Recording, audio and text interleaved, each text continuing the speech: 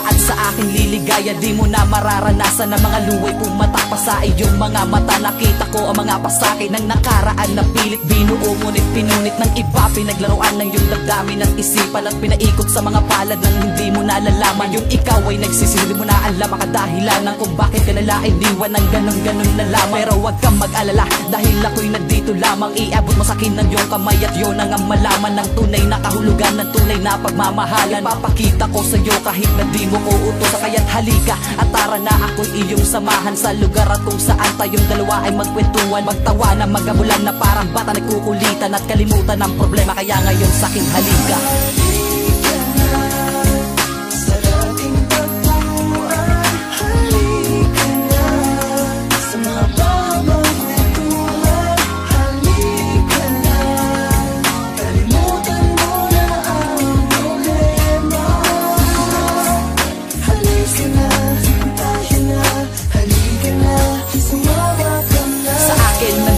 Masaktan ng damdamin ay buksan na tako ay yung papasukin. Pipilitin kong ayusin ang sira-sira mong pyesa. Nang dumiretso na ang lakad ng sa akin ka sumama at hindi ka na muling maliligaw. At kung saan-saan pati natahak mong daan ay di mali kundi tamang daan na patungo sa lugar at kung saan manunumbalik ang mga ngiti sa iyong mukha. Walang patakluhang baba. Kaya't halika, halika, halika na't kumapit sa kamay at wag na wag kang bibitaw sa pagkakapit. Dahil hindi ako susuko at wag na magtanong kung bakit. Mahal kasi kita at alam mismo yun ang lahi. Kaya't halika, halika, halika na't sumama. Sumama ka na sa'kin ng iyo nang matamasa ang maging isang prinsesa at ako ang siyang sundalo, ang magsisilbing tagapagtanggol mo mahal kahit kanino.